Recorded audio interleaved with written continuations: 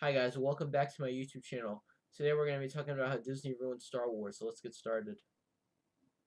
Our story starts in the late 2000s, when the Star Wars fan base was there, but was nowhere near as big as the late 70s, all the 80s, and the early 2000s.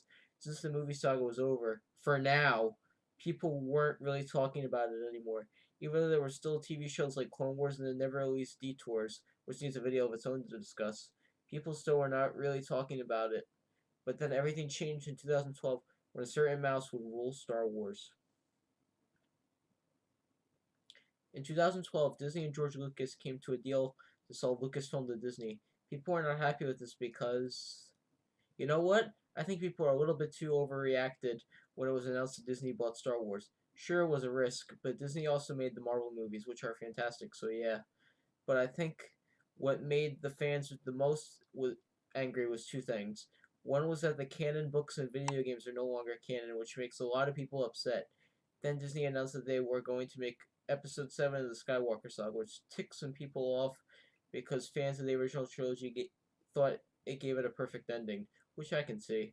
There's also Kathleen Kennedy, but I'll get to her later. In 2015, Disney released the first Star Wars movie, The Force Awakens, which released to mostly positive critic reviews, but the audience reviews were kind of split because they felt it was too much like A New Hope, which I can see.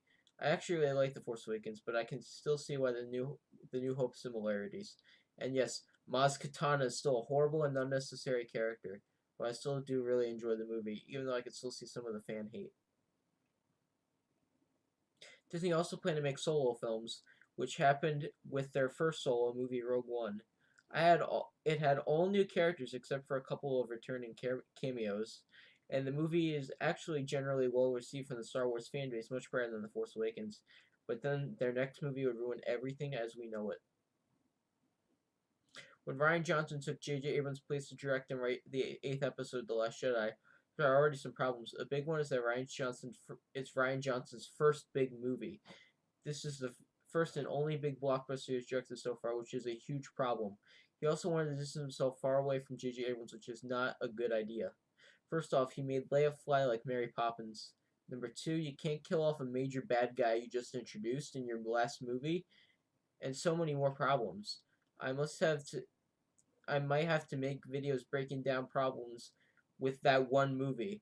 Anyway, he changed so much stuff to the Star Wars mythos that when it released in 2017, although it got critical praise, it was hated among the Star Wars fan base. Not only did fans hate it, it created one of the biggest hate groups of all time, with people bashing the film on so many different levels, which I don't blame them. The movie was a disaster.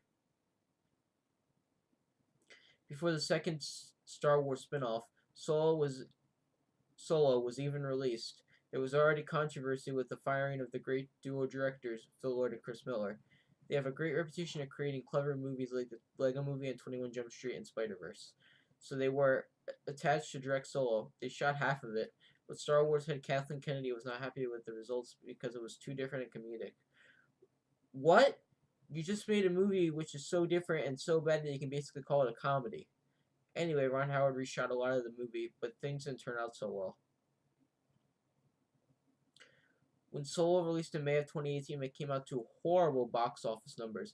It only grossed $392 million worldwide compared to the last spin-off film, Rogue One, making over $1 billion.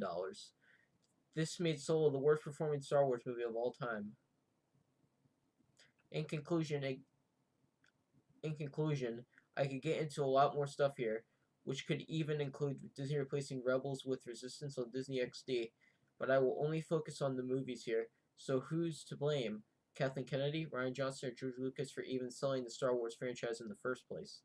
I would personally go with Rian Johnson because The Last Jedi was really the only Star Wars movie from Disney I hated, but I'd like to hear for your guys' opinions in the comments below. It could really be either three or even another reason that you guys might have that I can think of, so comment your opinions down below. Thanks for watching.